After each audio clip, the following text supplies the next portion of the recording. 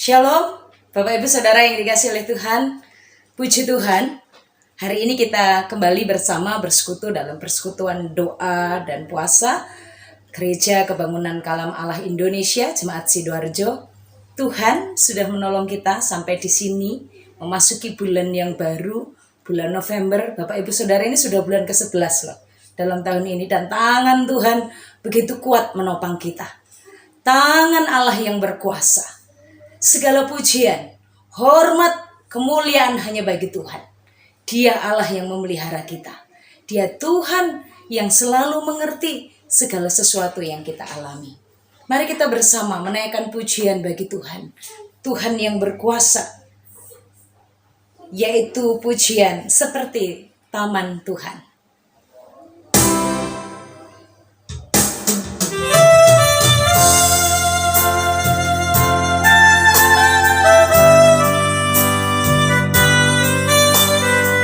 Di saat ku berbeban berat, ku ingat ku punya Kau Tuhan. Di saat ku berbeban berat, ku ingat ku punya Kau Tuhan.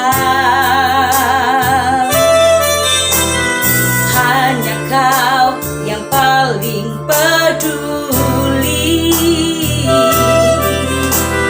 keadaan yang ku alami. Di saat ku hilang harapan, ku berlari padamu Tuhan. Hanya Kau yang paling mengerti jalan keluarku yang pasti. Seperti tangan-Mu berkuasa mengubahkan padang gurun menjadi taman Tuhan. Ku percaya Kau sanggup pulihkan kehidupanku seindah rancangan-Mu yang sempurna.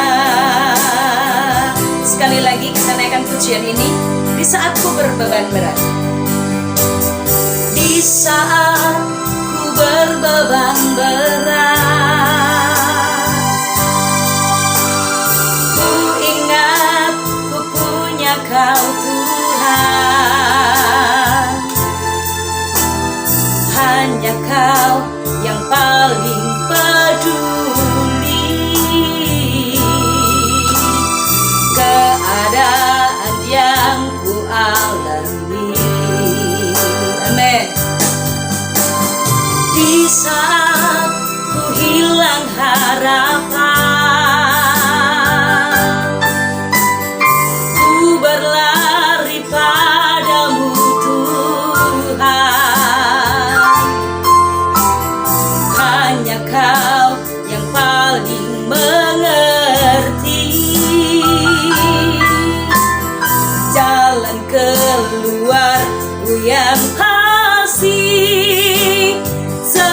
Seperti tangan-Mu berkuasa mengubahkan padang gurun menjadi taman Tuhan. Ku percaya Engkau sanggup pulihkan kehidupanku seindah rancangan-Mu yang sempurna.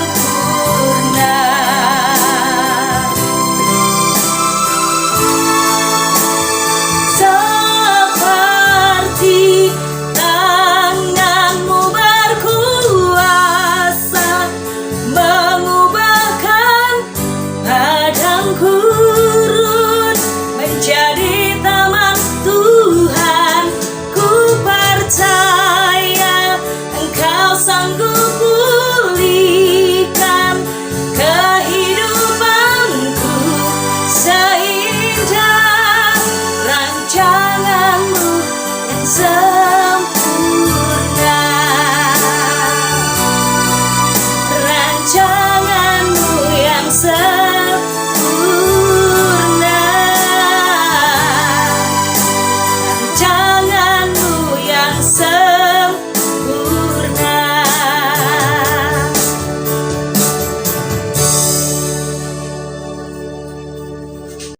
Segala pujian, hormat, syukur bagimu ya Tuhan.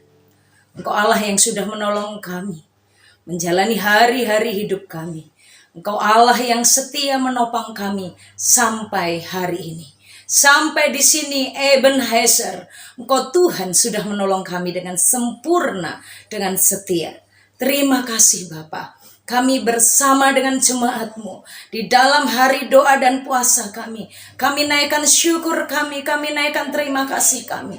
Tuhan yang pelihara kami, Tuhan yang topang kami di tengah kesukaran, kesulitan, kesusahan. Tangan-Mu memegang kami. Padang gurun itu menjadi taman Tuhan, karena di setiap keadaan kami, Engkau Allah selalu bersama dengan kami. Sehingga Tuhan, sampai hari ini kalau kami kuat, sungguh karena Tuhan saja. Semua pujian, semua hormat, semua syukur hanya bagi Tuhan Yesus Kristus, Allah kami. Berkati persekutuan kami, berkati Bapak Ibu Saudara yang mengikuti dari rumah masing-masing. Tuhan tolong, Tuhan berkati jaringan yang kami pakai supaya tidak mengalami gangguan, tapi diberkati dan diurapi oleh Tuhan. Sehingga setiap kami melakukan persekutuan ini dalam doa-doa kami berkenan di hadapan Tuhan. Kami dapat menikmati persekutuan sekalipun kami di tempat masing-masing. Tuhan menolong kami dalam nama Tuhan Yesus Kristus. Amin. Bapak Ibu Saudara yang dikasihi oleh Tuhan, sungguh hanya karena kekuatan Tuhan saja. Sampai hari ini kita ada sungguh hanya karena kekuatan Tuhan. Dan firman-Nya memberikan kekuatan dalam hidup kita hari lepas hari. Sebelum kita merenungkan firman-Nya, menikmati berkat-berkat yang Allah sediakan di dalam firman-Nya itu, mari kita naikkan pujian. Kekuatan di hidupku, ku dapat dalam Yesus.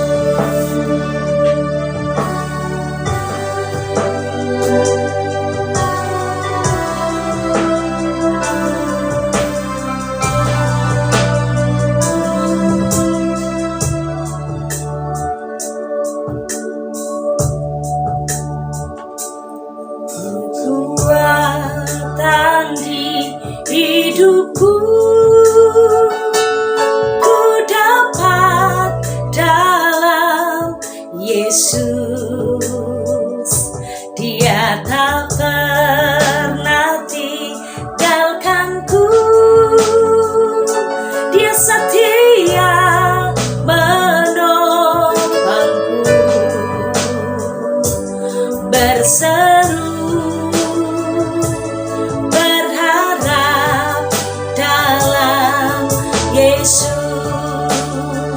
ajaib Kau Tuhan, Kau penuh kuasa.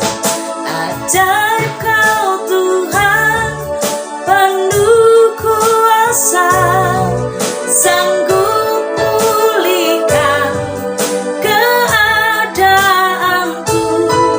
Dalam tangan-Mu seluruh hidupku, tak akan goyah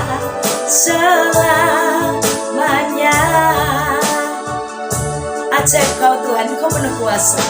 Ajaib Kau Tuhan, penuh kuasa, sanggup pulihkan keadaanku. Dalam tangan-Mu seluruh hidupku, tak akan goyah selamanya. Tak akan goyah selamanya. Tak akan goyah selamanya. Berkati kami ya Tuhan, semua kami siap dilawat oleh kebenaran firman Tuhan. Kendalikan hati, pikiran, dan pendengaran kami agar terarah hanya kepada suara Tuhan. Kuasa Roh Kudus-Mu memberkati hamba-Mu. Kuasa Roh Kudus-Mu memberkati umat-Mu. Setiap kami di mana saja berada, kami dalam pertolongan Tuhan. Segala tipu muslihat iblis, segala selubung yang menutupi pikiran kami tolak, hancurkan, patahkan demi nama Tuhan Yesus Kristus. Berkati kami dengan firman-Mu. Di dalam nama Tuhan Yesus Kristus. Amin.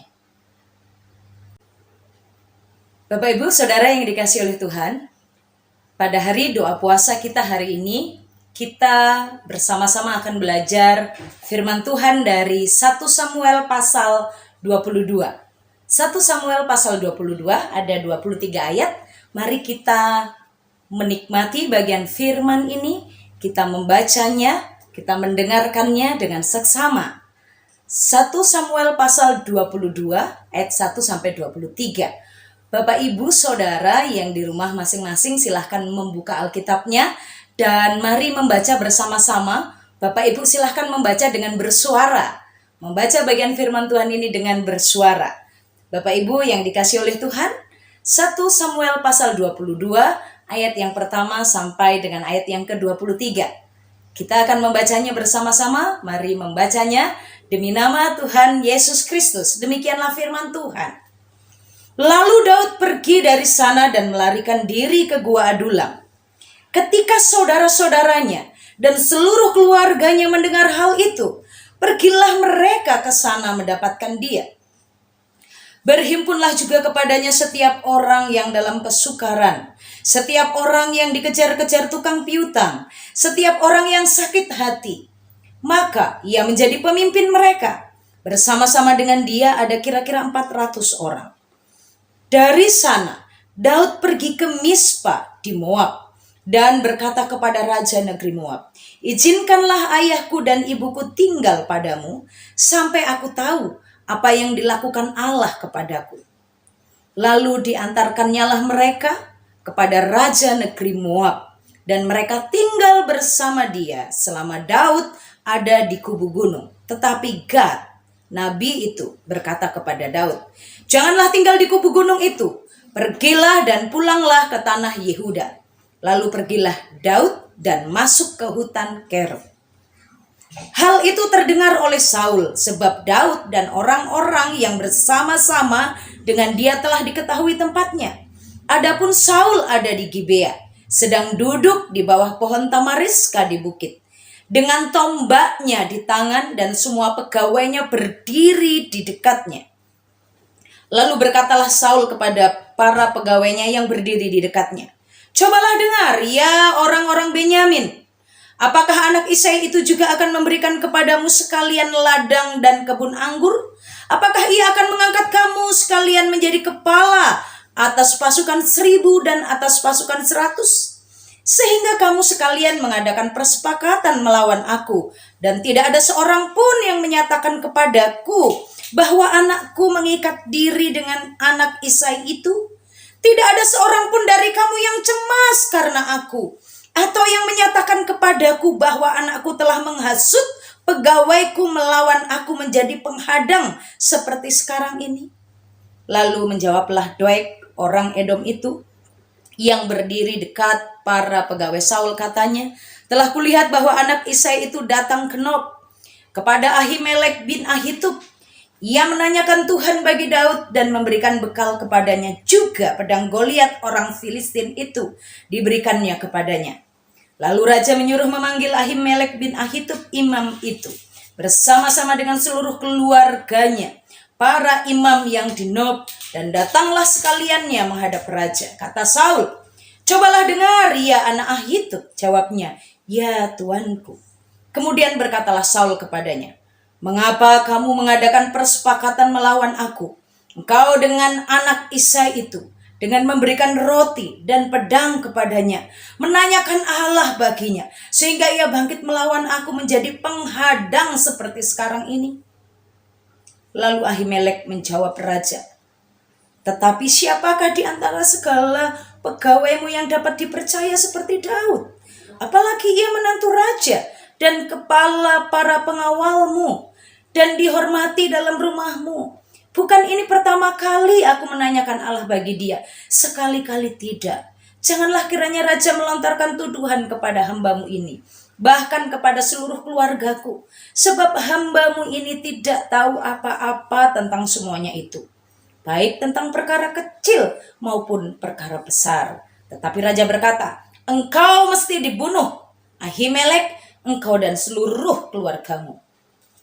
Lalu raja memerintahkan kepada bentara yang berdiri di dekatnya, "Majulah dan bunuhlah para imam Tuhan itu, sebab mereka membantu Daud. Sebab walaupun mereka tahu bahwa ia melarikan diri, mereka tidak memberitahukan hal itu kepadaku." Tetapi para pengawal raja tidak mau mengangkat tangannya untuk memarang imam-imam Tuhan itu. Lalu berkatalah raja kepada Doeg, "Majulah engkau dan paranglah para imam itu." Maka majulah Doeg, orang Edom itu, lalu memarang para imam itu. Ia membunuh pada hari itu 85 orang yang memakai baju efod dari kain lenan. Juga penduduk Nob, kota imam itu, dibunuh raja dengan mata pedang, laki-laki maupun perempuan, kanak-kanak maupun anak yang menyusu, pula lembu, keledai, dan domba dibunuhnya dengan mata pedang. Tetapi seorang anak Ahimelek bin Ahitub, namanya Abiatar, luput. Ia melarikan diri menjadi pengikut Daud. Ketika Abiatar memberitahukan kepada Daud bahwa Saul telah membunuh para imam Tuhan, berkatalah Daud kepada Abiatar, "Memang pada hari itu juga ketika Doeg orang Edom itu ada di sana, aku telah tahu bahwa pasti ia akan memberitahukannya kepada Saul. Akulah sebab utama daripada kematian seluruh keluargamu. Tinggallah padaku, janganlah takut, sebab siapa yang ingin mencabut nyawamu, ia juga ingin mencabut nyawaku. Di dekatku engkau aman." Amin. Bapak Ibu Saudara yang dikasihi oleh Tuhan, pada pagi hari ini di saat doa dan puasa kita belajar bersama-sama dari 1 Samuel pasal 22 dengan tema Jagalah Hati.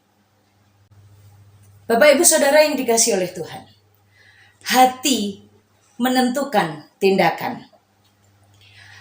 Kenapa hati harus dijaga?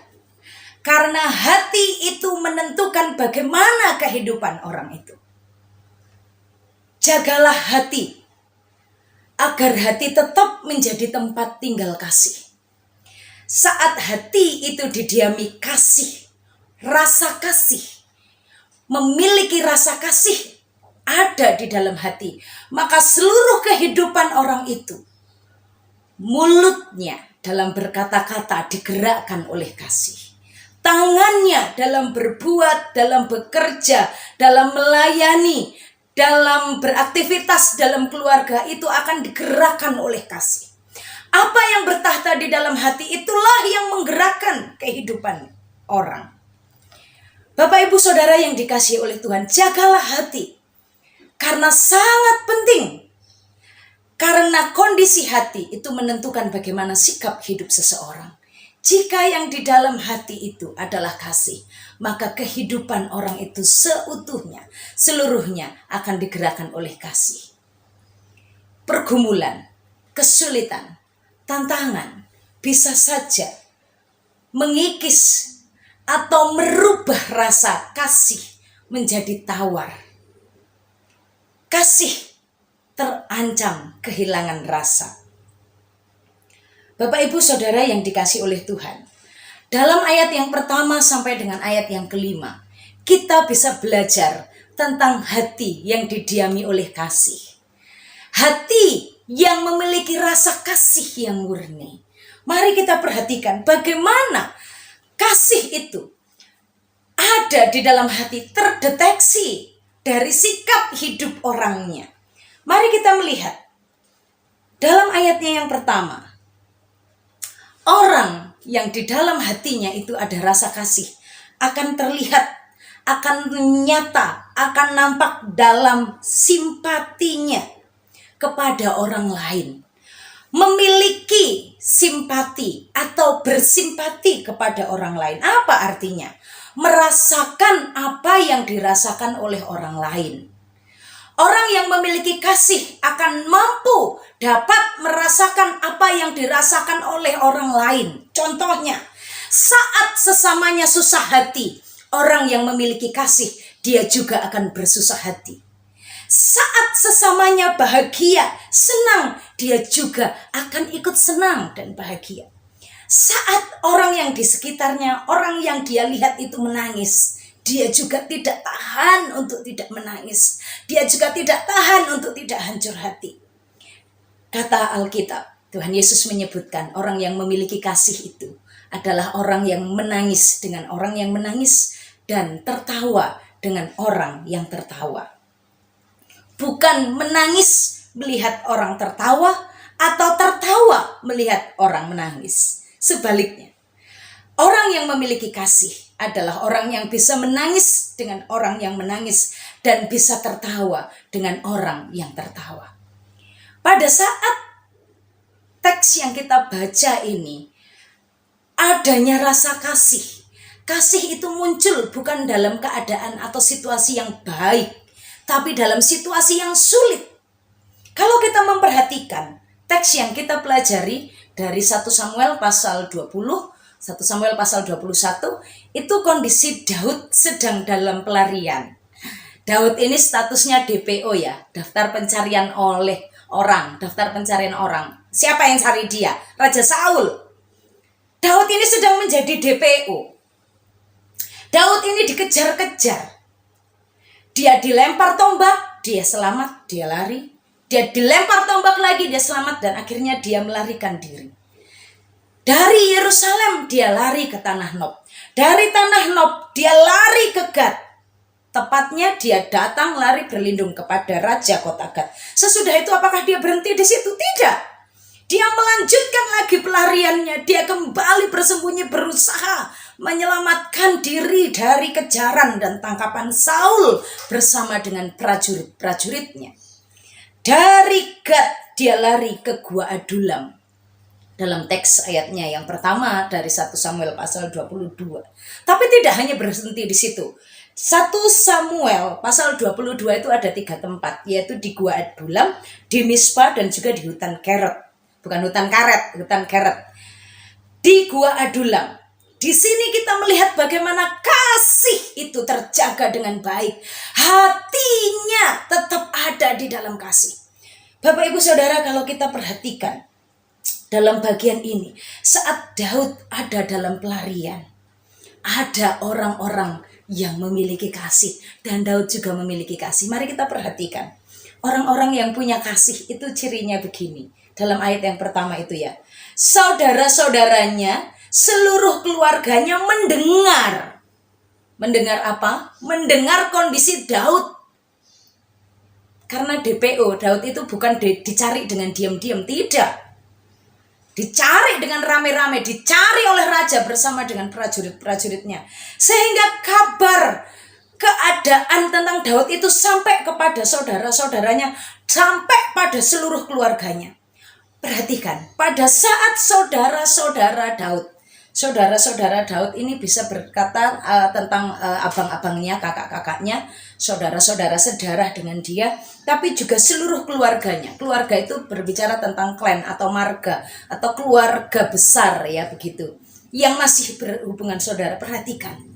Pada saat mereka mendengar Daud sedang dalam pelarian, Daud sekarang sedang sembunyi di Gua Adulam, saudara-saudaranya dan seluruh keluarganya itu tidak sembunyi. Saudara-saudaranya dan keluarganya tidak juga ikut dalam pelarian bersembunyi, tapi justru mendatangi Daud. Mereka nggak kunci pintu rumahnya. Ini resiko besar karena keluarga Daud bisa saja Saul mencari mereka karena Daud sembunyi di sana. Dan kalau menjumpai Daud itu berarti resikonya juga akan ditangkap. Bisa saja resikonya juga dianggap musuh oleh raja. Tapi perhatikan, kasih itu mengalir. Saat Daud dalam kesusahan, saat Daud dalam kesukaran, saat Daud dikejar-kejar oleh Saul, saudara-saudaranya, seluruh keluarganya datang mendapatkan Daud. Ini saudara yang sesungguhnya. Ini saudara yang punya kasih itu. Saat mendengar saudaranya susah, bukan pura-pura ndak dengar, bukan pura-pura ndak tahu, bukan kunci pintu. Saat kondisi keluarganya sengsara, saat kondisi saudaranya sukar, justru dia yang datang mendapatkan Daud. Biasanya orang yang susah yang cari gitu ya. Biasanya orang yang dalam kesukaran yang cari saudaranya, tapi saudara Daud enggak. Saudara-saudara Daud, keluarganya Daud yang mencari Daud. Orang susah kok dicari. Siapa yang cari orang yang susah? Gak ada. Makanya seringkali banyak orang kecewa. Kalau pengen tahu siapa saudara, saudara itu orang yang datang waktu kita kesusahan. Saudara itu yang mau berdoa waktu kita sakit. Saudara itu yang memperhatikan saat kita kekurangan. Saudara itu nggak takut disusahkan, tidak. Justru dia yang mendatangi Daud di saat mengalami kesukaran dan kesusahan. Ada resiko besar, ada ancaman, tapi dia nggak peduli itu. Saudara-saudara Daud, keluarga Daud datang mendapatkan Daud. Ada orang-orang yang mau berhimpun dengan Daud, mau menjadi satu keluarganya. Sekalipun dia bukan keluarga, siapa ini? Orang-orang yang susah, orang-orang yang sama-sama DPO, orang-orang yang sama dikejar-kejar dalam ayatnya yang kedua. Orang-orang yang sakit hati, dan kalau dihitung, Alkitab menuliskan ada 400 orang. 400 orang ini laki-lakinya ya Bapak Ibu Saudara. Jadi ya kalau mereka dalam teks selanjutnya nanti kita akan melihat bagaimana mereka itu meninggalkan istri-istrinya ya, terus nanti diserang. Nah itu kita akan tahu juga bahwa 400 ini hanya jumlah laki-lakinya saja. Ada orang-orang yang masih memiliki kasih. Bapak Ibu Saudara, dalam kesukaran, orang yang punya kasih, yang hatinya ditinggali kasih, yang hatinya menjadi tempat tinggal rasa kasih, itu sekalipun dia dalam kesukaran, dia masih memikirkan orang lain. Kalau kita perhatikan dalam ayat yang ketiga, saat Daud dalam kesukaran, saat Daud dikejar-kejar oleh raja, nyawanya terancam, tapi apa yang dilakukan oleh Daud? Daud tidak memikirkan dirinya sendiri dulu dengan jalan keluarnya, tapi dia memikirkan bagaimana papa mamanya bisa aman, papa mamanya bisa baik. Daud bawa papa mamanya kepada Raja Moab supaya aman. Dia bawa papa mamanya, dia titipkan orang tuanya, dia katakan, aku titip dulu sampai nanti aku tahu apa yang Allah lakukan kepadaku. Untuk sementara ini aku dalam keadaan tidak baik, aku mau papa mamaku tetap baik, aku titipkan. Aku mau papa mamaku tetap dalam keadaan aman, tolong papa mamaku.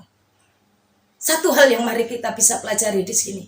Orang yang punya kasih, sekalipun dia dalam kesukaran, dia tidak egois.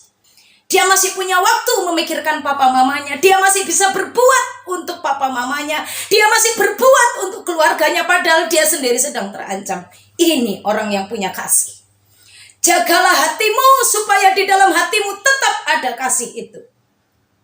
Masih adakah rasa kasih dalam hidup kita? Saat pandemi ini, saat mendengar saudara, keluarga dalam kesukaran, dalam kesusahan secara ekonomi atau pergumulan, kita dengar, ada di mana kita? Sudahkah kita mendatangi mereka, mendapatkan mereka?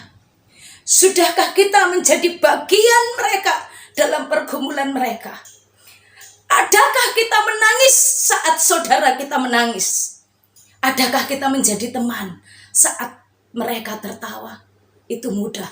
Tapi menjadi teman menangis saat menangis. Manusia lebih banyak suka tertawa saat orang lain menangis. Di mana Bapak Ibu Saudara, di mana saya saat kita tahu saudara kandung kita, orang tua kita, saudara-saudara kita yang kita kenal selama ini, saat mereka dalam pergumulan, ada di mana kita? Yang kedua, kita belajar dalam bagian ini Bapak Ibu Saudara, ada resiko besar. Tetapi kasih itu memberanikan keberanian untuk berkorban. Orang-orang yang dalam kesukaran itu ada bersama-sama. Bapak Ibu Saudara, saat keadaanmu sulit, saat keadaanmu susah, berbeban berat, seringkali itu menjadi alasan untuk kita tidak sempat mengasihi. Sekarang saya sendiri masih susah. Sekarang saya sendiri masih sulit. Saya akan bangkit dulu mengurus diri saya. Nanti kalau saya sudah bisa, saya akan memperhatikan. Mari belajar memperhatikan dari hal yang sederhana. Seperti Daud, dikala dia dalam kesusahannya dan pergumulannya, dia memikirkan orang tuanya. Dia memikirkan keamanan orang tuanya. Kasih itu terlihat di saat-saat susah. Mengasihi di saat susah, itulah kasih yang sesungguhnya. Mengasihi di dalam kesukaran, itulah kasih yang sesungguhnya. Di dalam kesukaran, kita menjadi bagi orang yang mengalami kesukaran. Banyak orang bisa tertawa dengan orang yang tertawa. Tetapi sebagai anak-anak Tuhan, mari kita belajar menangis dengan orang yang menangis. Jangan tunggu mereka datang kepadamu. Saat engkau mendengarkan bagaimana keadaan mereka, datangilah mereka. Teleponlah mereka. Tanyakan kabar mereka. Temui mereka. By phone, atau mungkin kalau sudah situasi aman, boleh dengan protokol kesehatan, kita temui dengan hadir. Bapak, Ibu, Saudara, jagalah hatimu, supaya kasih itu tetap ada di dalam hidup kita. Per 11 November, Corona telah mematikan 143.608 jiwa di Indonesia. Membuat banyak anak kehilangan orang tua. Membuat orang tua kehilangan anak-anaknya. Membuat kehilangan saudara. Jika kita terbebas dari virus corona itu, atau kita telah menjadi sehat dan pulih secara fisik karena virus itu, adakah kita saat ini peduli dan sadar? Corona memang mematikan secara fisik, tapi mari kita cek, jangan-jangan hati kita sedang terserang oleh virus yang membahayakan. Kasih kita menjadi stroke, kasih kita menjadi lumpuh. Itu lebih mengerikan. Tubuh kita tidak terserang virus di masa pandemi, tapi kasih kita terserang virus dan menjadi stroke. Kita tidak peduli, kita tidak dapat bergerak, kita tidak mau berbuat apa-apa. Sekalipun kita mendengar banyak cerita, sekalipun kita mendengar banyak cerita orang mengalami kesusahan. Saudara, seluruh keluarga Daud, saudara-saudara Daud, mendapati Daud saat Daud dalam kesusahan. Inilah orang yang memiliki hati kasih. Jagalah hati, supaya hati itu tetap menjadi tempat tinggal kasih. Karena kasih itu akan menggerakkan hidup kita melakukan perintah Tuhan. Mengapa kita harus menjaga hati kita? Bukan hanya hati kita harus tetap menjadi tempat tinggal kasih. Yang harus kita jaga adalah supaya jangan sampai hati kita terserang oleh virus yang membahayakan. Bapak, Ibu, Saudara yang dikasihi oleh Tuhan, kalau kita memperhatikan dalam bagian ini, kita melihat bagaimana orang-orang ini tidak memiliki kasih, tapi justru iri hati. Jagalah hati. Ada saat ini virus, dan bukan hanya saat ini. Sebenarnya dari waktu-waktu zaman lampau, virus ini membahayakan. Virus ini juga seperti corona yang saya sebut virus ini bermutasi. Mari kita perhatikan dari kehidupan Saul. Bagaimana ada virus yang membahayakan dan ini mengancam kehidupan kita juga. Karena virus ini menghancurkan kehidupan Saul. Perhatikanlah, virus ini adalah virus iri hati. Virus yang menyerang siapa saja. Orang kaya, gagah, ganteng, punya jabatan, bisa terserang virus iri hati. Saul, orang yang terganteng, senegeri itu tidak ada yang tingginya melebihi Saul. Tidak ada yang kegantengannya itu bisa mengalahkan dia. Kuat, gagah dia. Tapi dia tidak kebal terhadap virus iri hati. Di dalam pasal yang ke-18, kita dapat melihat bagaimana Saul terserang oleh virus ini. Saat dia melihat Daud dipuji-puji oleh putri-putri Yerusalem, Daud mengalahkan berlaksa-laksa, berpuluh-puluh ribu.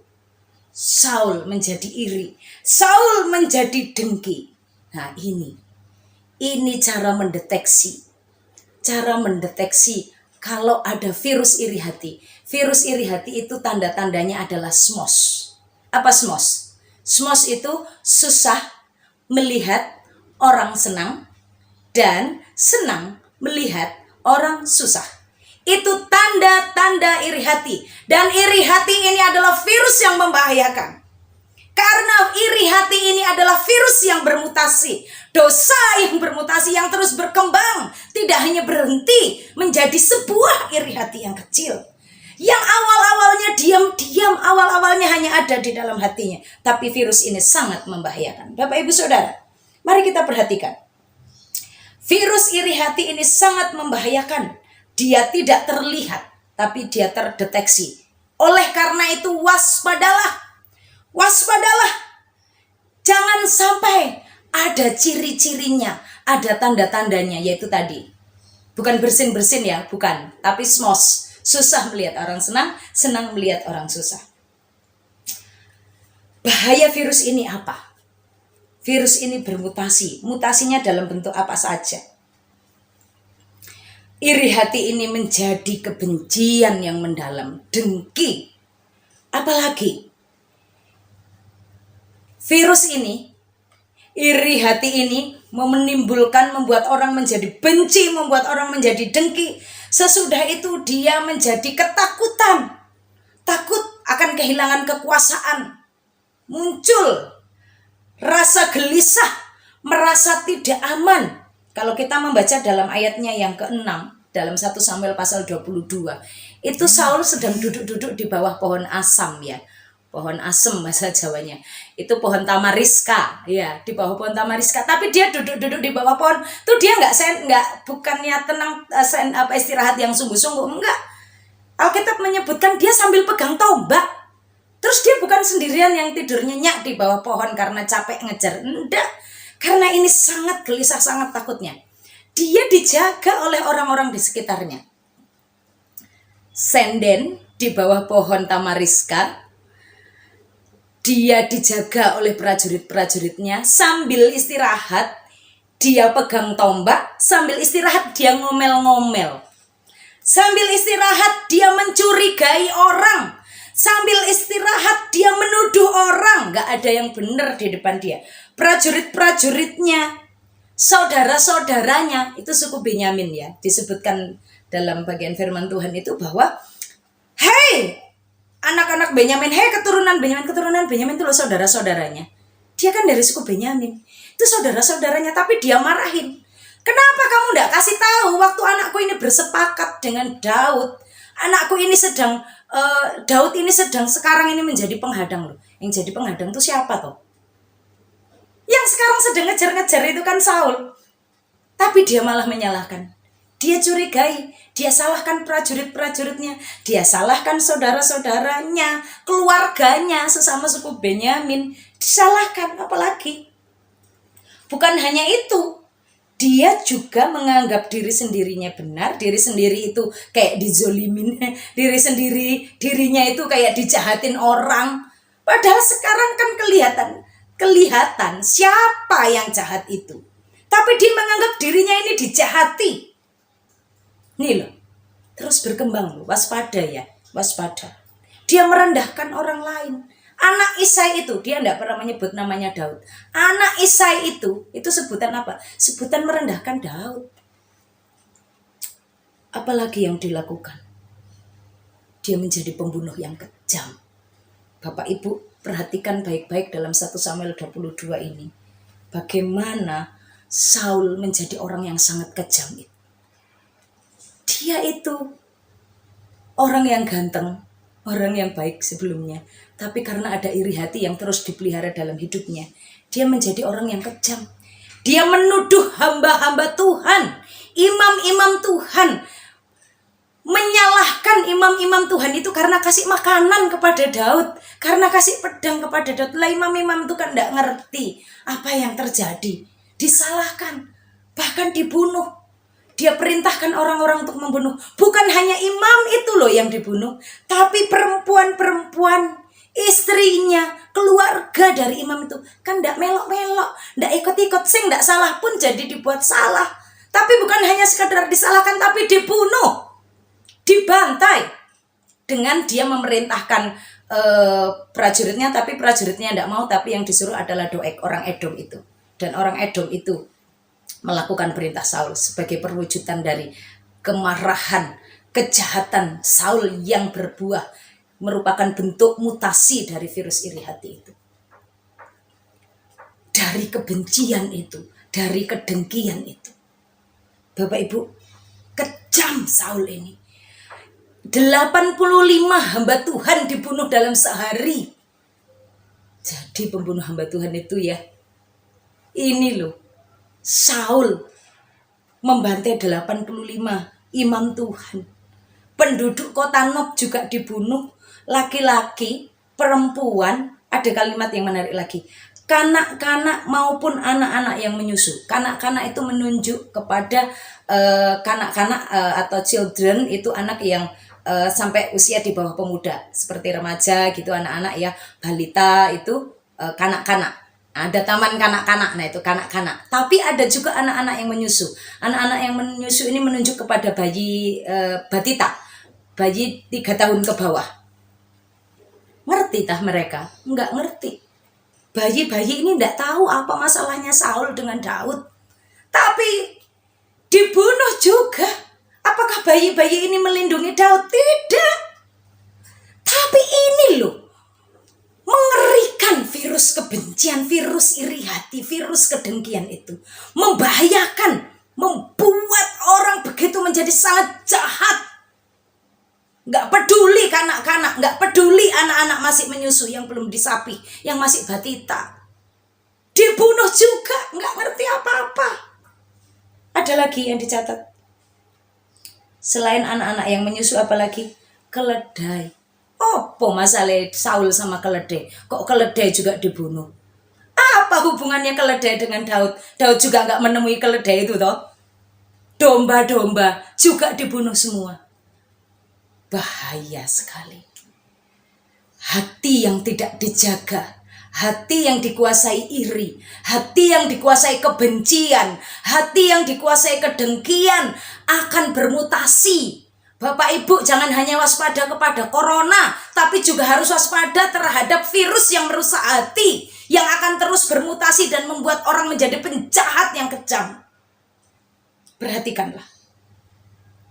Saya menyebut Saul ini menjadi manusia yang tunanetra kepada kebenaran. Menjadi tunanetra kepada suara Tuhan. Saul gak peduli dengan Tuhan. Saul menjadi orang yang tidak dapat melihat mana hamba-hamba Tuhan, mana kanak-kanak, mana anak-anak, mana yang salah, mana yang benar. Tidak bisa lagi melihat. Karena apa? Karena adanya virus kebencian, virus iri hati, virus kedengkian yang dibiarkan bertahta di dalam hatinya. Virus itu menggerakkan dia. Bapak Ibu Saudara yang dikasihi oleh Tuhan, jagalah hatimu dari virus kebencian, virus kedengkian, virus iri hati. Tuhan katakan, ada vaksinnya. Apa vaksinnya? Mazmur 119 ayat yang ke-9. Bagaimana seseorang menjaga agar kelakuannya tetap bersih? Bagaimana seseorang dapat menjaga hatinya? Yaitu dengan firman-Mu. Dengan firman-Mu. Bapak Ibu Saudara, vaksinnya gratis. Vaksinnya mudah. Vaksinnya nggak harus pergi keluar rumah. Yaitu Alkitab firman Tuhan. Baca firman Tuhan itu tiap hari. Catat, temukan berkat apa yang Bapak Ibu dapat saat baca Alkitab. Jangan hanya baca saja. Baca dan catat apa yang Tuhan kehendaki untuk saya lakukan. Catat apa yang Tuhan tidak ingin untuk saya lakukan. Ini vaksin yang membuat hati kita akan terjaga dengan baik dari virus iri hati, dari virus kebencian, dari virus kedengkian. Hatimu tiap-tiap hari masukkan firman, bukan hanya dibaca saja, tetapi sampai kita menemukan apa janji Tuhan, apa perintah Tuhan, apa yang tidak diinginkan Tuhan, apa larangan Tuhan untuk saya temukan. Jangan hanya baca, target selesai, kitab Wahyu di akhir tahun. Tidak, baca, selesaikan, tapi temukan juga berkatnya. Maka hidupmu akan mengalami pertolongan Tuhan. Hatimu akan terjaga oleh firman Tuhan. Bapak Ibu Saudara, jagalah hati dengan segala kewaspadaan, karena dari situlah terpancar kehidupan. Jagalah hatimu untuk tetap menjadi tempat tinggal kasih. Biarlah di hati kita terus tetap ada kasih. Biarlah di dalam hati kita terus ada firman yang tiap-tiap hari membersihkan hati kita. Saat ada virus kebencian datang, saat ada virus kedengkian menyerang, kita lawan, kita bentengi dengan firman Tuhan. Selamat hidup sehat dengan hati yang bersih di dalam kasih. Waspadai virus iri hati dan benci dengan menjaga diri, mengisi firman tiap-tiap hari. Tuhan Yesus memberkati kita semuanya dalam kasih, dalam karunia-Nya, damai sejahtera Tuhan bersama dengan kita. Seperti Daud selalu menjaga hidupnya dengan Tuhan, selalu menjaga relasinya dengan Tuhan. Maka di tengah kesukarannya, di tengah pengejaran Saul, Daud tetap berpegang kepada Tuhan. Bahkan sekalipun ada kesempatan untuk membunuh Saul, Daud tidak melakukannya karena dia menjaga hatinya dengan Tuhan, dengan apa yang Tuhan inginkan. Tuhan Yesus memberkati kita semuanya. Mari kita berdoa. Mari setiap kita tundukkan diri di hadapan Tuhan. Hari-hari kita boleh ada di dalam kesulitan. Hari-hari kita ada di dalam pergumulan. Hari-hari hidup kita seperti Daud ada di dalam kesukaran.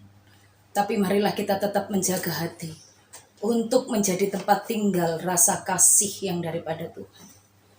Sehingga kita memiliki hati yang peduli, mau mendapati saudara-saudara yang sedang dalam kesukaran. Biarlah kita tetap menerima firman itu dalam hidup kita. Kita menjaga hati untuk tidak tercemar oleh iri hati, kebencian dan dengki. Karena virus-virus itu akan bermutasi, membuat kita menjadi jahat. Bapak, Ibu, Saudara, mari kita tunduk di hadapan Allah. Mari kita meminta supaya Tuhan sungguh mengoreksi diri kita di hadapan. Memang kesukaran itu bisa mengikis rasa cinta kasih dalam hati kita. Tapi biarlah kita minta pertolongan Tuhan. Tuhan berkata, menangislah dengan orang yang menangis, tertawa dengan orang yang tertawa. Bersama-sama menjadi saudara di tengah kesukaran. Bapa di sorga, lawatlah setiap kami Tuhan. Lawatlah setiap kami ya Tuhan Yesus. Tolong setiap kami untuk tetap mampu mengasihi sekalipun kami dalam kesukaran. Terima kasih Tuhan Yesus. Terima kasih Tuhan.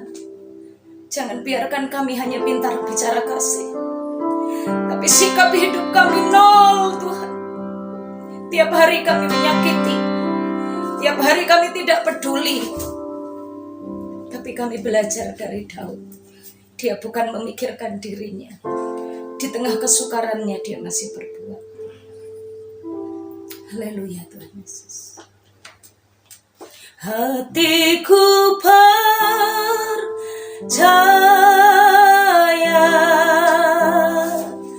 hatiku percaya,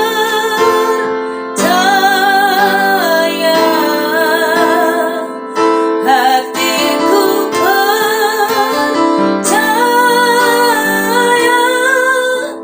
selalu ku percaya.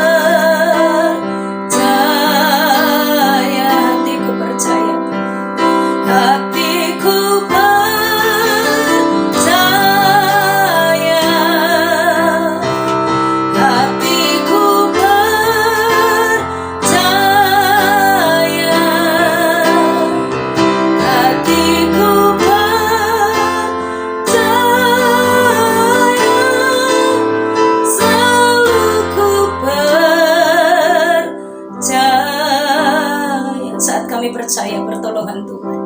Saat kami percaya perlindungan Tuhan, sekalipun di tengah kesukaran, kami akan tetap memiliki iman, kami akan tetap memiliki pengharapan, dan kami tetap dapat mengasihi sesama kami, saudara kami, keluarga kami, orang tua kami. Tolong kami Tuhan Yesus, tolong kami ya Tuhan. Bapa di sorga, ini kami ya Tuhan Yesus, ini kami ya Tuhan. Kami mohon Tuhan menolong setiap kami Tuhan Yesus.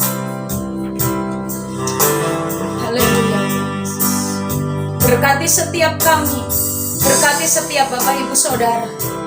Jika saat ini kami di tengah kesulitan, jika saat ini kami di tengah kesukaran, dan Engkau mendapati hati kami bukan menjadi tempat tinggal kasih, atau kami punya kasih, tapi kasih itu stroke di dalam hati kami. Kasih itu tidak berbuat apa-apa, kasih itu tidak dapat bergerak, karena hati kami didiami oleh kebencian, hati kami didiami kedengkian, hati kami didiami oleh sakit hati. Kami mohon, kami percaya kuasa-Mu sanggup memulihkan hidup kami. Kuasa firman-Mu melepaskan kami dari kebencian, dan kami dimenangkan oleh Tuhan. Kami hidup dapat menjadi berkat. Kami hidup mengasihi di tengah kesukaran. Terpujilah nama-Mu Bapa di sorga. Terima kasih Bapa di sorga. Hatiku percaya,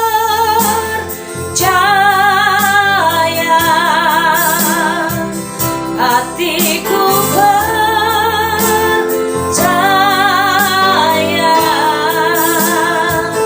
hatiku percaya, selalu ku percaya, selalu ku percaya,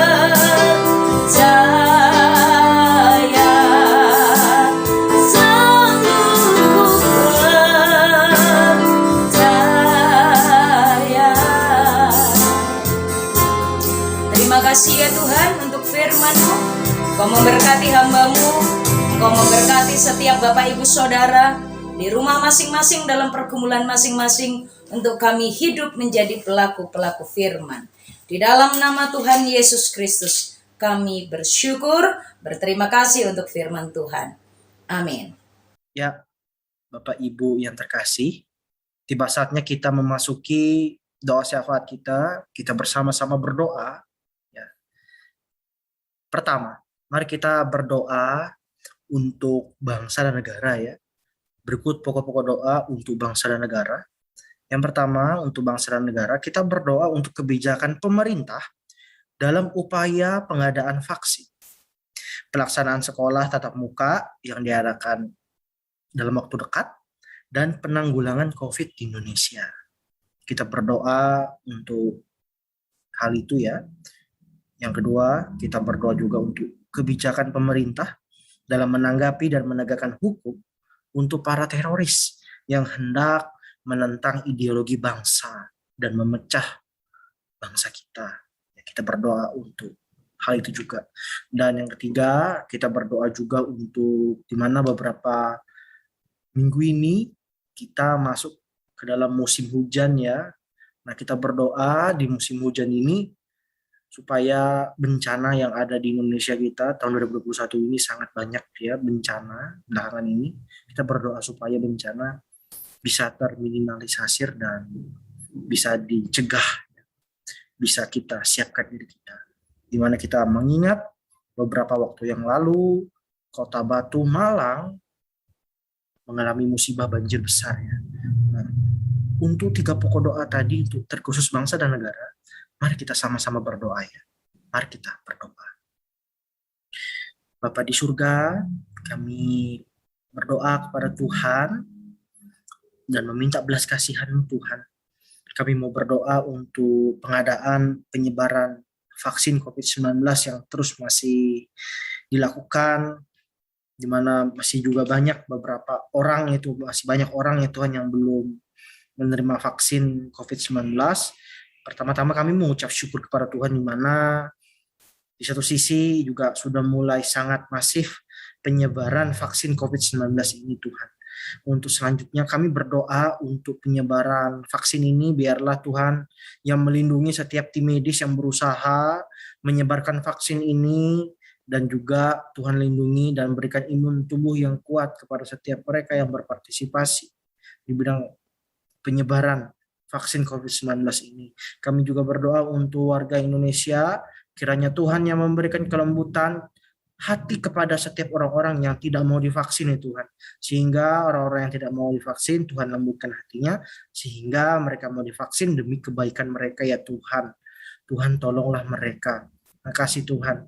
Kami juga berdoa untuk pelaksanaan sekolah yang akan diadakan dalam waktu dekat ini Tuhan, yaitu sekolah dengan tatap muka ya Tuhan, secara onsite, di mana kami mengucap syukur juga beberapa sekolah sudah melakukan sekolah tatap muka ya Tuhan, dan juga masih ada beberapa sekolah yang merencanakan melakukan proses ajar mengajar dengan tatap muka. Kami berdoa kepada Tuhan, biarlah proses apa yang direncanakan boleh berjalan dengan lancar, berjalan dengan baik ya Tuhan, dan setiap siswa yang mengikuti sekolah secara tatap muka tetap dalam kondisi sehat, bugar, dan tetap jaga jarak Tuhan, melakukan prokes. Makasih Tuhan, terima kasih. Kami juga berdoa untuk penanggulangan COVID-19. Kami mendengar banyak berita bahwa banyak varian baru ya Tuhan yang muncul belakangan ini. Kami berdoa untuk penanggulangan COVID-19, maraknya varian baru COVID ini Tuhan. Biarlah tim medis yang melakukan pengobatan, melakukan penelitian untuk menanggulangi COVID-19 ini bisa berjalan dengan lancar semuanya dan cepat ditanggulangi Tuhan, sehingga angka penyebaran COVID-19 bisa ditekan, bisa diminimalkan, bahkan bisa dihilangkan. Terima kasih. Kami menyerahkan bangsa Indonesia ini ke dalam tangan Tuhan. Setiap pemerintah yang melayani, setiap pemerintah yang bekerja untuk kebaikan bangsa ini, Tuhan juga yang melindungi. Terima kasih. Inilah doa kami yang kami naikkan kepada Tuhan. Dalam nama Tuhan Yesus kami berdoa. Amin. Selanjutnya, yang kedua, kita berdoa untuk pekabaran Injilnya. Mari kita berdoa untuk para setiap anak-anak Tuhan yang bergerak di bidang apologetika, di mana setiap anak-anak Tuhan menyerahkan dirinya untuk melakukan pengajaran pembelaan iman kepada setiap orang-orang yang meminta pertanggungjawaban akan iman Kristen. Dan banyak sekali ya fitnahan-fitnahan yang dituduhkan kepada orang Kristen. Nah, kita berdoa untuk setiap anak-anak Tuhan yang melayani di bidang apologetika. Ya. Dan juga kita berdoa juga untuk setiap anak-anak Tuhan yang melayani juga di bidang penginjilan, ya, penginjilan di daerah-daerah, baik itu di kota, baik itu di desa, maupun itu di kampung, maupun dimanapun, setiap anak-anak Tuhan yang berpartisipasi untuk melakukan misi pekabaran Injil ini, baik ya secara langsung maupun secara tidak langsung. Dan kita berdoa juga untuk setiap suku-suku yang dilayani begitu ya, sebagai contohnya suku Papua yang terus dilayani ya, dimuridkan ya, supaya orang-orang Papua pun bisa memiliki iman yang kuat sehingga mereka tidak mudah digoyahkan. Kita juga berdoa untuk suku Papua salah satunya. Kita berdoa juga untuk suku Banjarmasin begitu ya, yang masih belum banyak, suku Banjar yang ada di Kalimantan Selatan yang belum banyak begitu ya orang percaya di sana.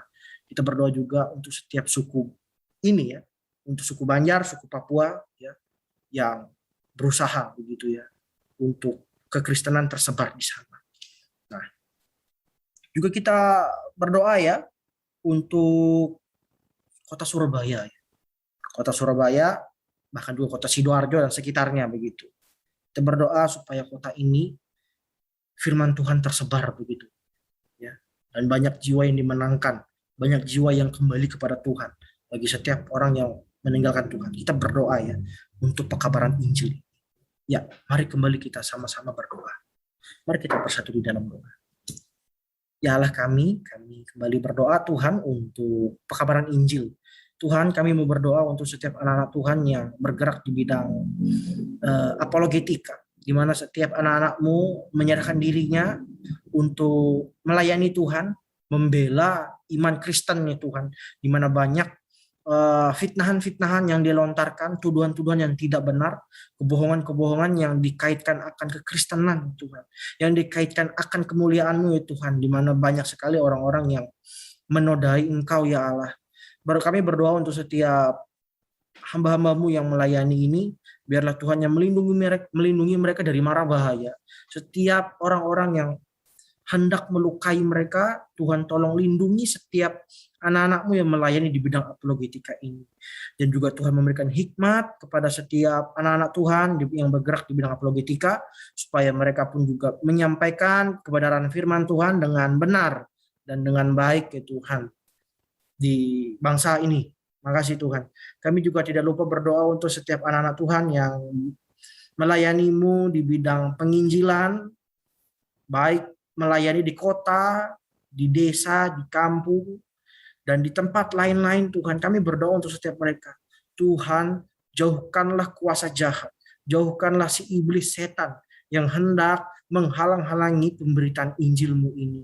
Kami berdoa untuk hamba-Mu ini, Engkau juga lindungi mereka ya Tuhan, supaya mereka pun dalam keadaan yang aman, keadaan yang sehat, juga mereka tetap berjalan bersama-Mu Tuhan untuk menyebarkan kabar Injil ini tanpa ada kekhawatiran Tuhan. Tuhan yang menolong mereka. Terima kasih. Kami berdoa juga untuk setiap hamba-hamba-Mu juga, anak-anak-Mu Tuhan juga yang melayani di bidang pemuridan, setiap orang yang melayani jiwa-jiwa yang sudah percaya, di mana anak-anak-Mu melayani untuk mendewasakan setiap orang-orang percaya ya Tuhan, supaya bisa diperlengkapi untuk menjadi pelayan-Mu. Kami berdoa juga kiranya Tuhan yang memberikan hikmat, kekuatan, dan kesabaran untuk setiap hamba-hamba-Mu, anak-anak-Mu yang melayani di bidang pemuridan, untuk mendewasakan setiap jiwa-jiwa yang perlu didewasakan. Makasih Tuhan, terima kasih. Kami juga berdoa Tuhan untuk suku-suku yang belum terjamah, yang masih belum banyak percaya kepadamu Tuhan. Salah satunya suku Papua yang beberapa ini juga merosot Tuhan secara iman, di mana juga mereka dipengaruhi oleh kepercayaan-kepercayaan lain, dan mereka juga dihasut Tuhan. Kiranya Tuhan juga yang mendewasakan iman mereka, supaya mereka pun tidak mudah digoyahkan iman mereka ya Tuhan. Mereka tidak tergoyah akan banyak godaan. Juga kami berdoa untuk setiap orang-orang yang belum percaya di Papua, Tuhan yang melembutkan hati mereka sehingga mereka pun juga boleh percaya kepada Tuhan Yesus ketika pemberitaan firman disiarkan. Makasih. Berdoa juga untuk suku Banjarmasin yang ada di Kalimantan Selatan, di mana masih sedikit orang percaya yang ada di sana ya Tuhan. Masih belum banyak ya Tuhan. Kami berdoa Engkau yang melembutkan hati orang-orang dari suku Banjarmasin, supaya mereka pun juga bisa percaya kepada Tuhan Yesus ketika pemberitaan firman diberitakan.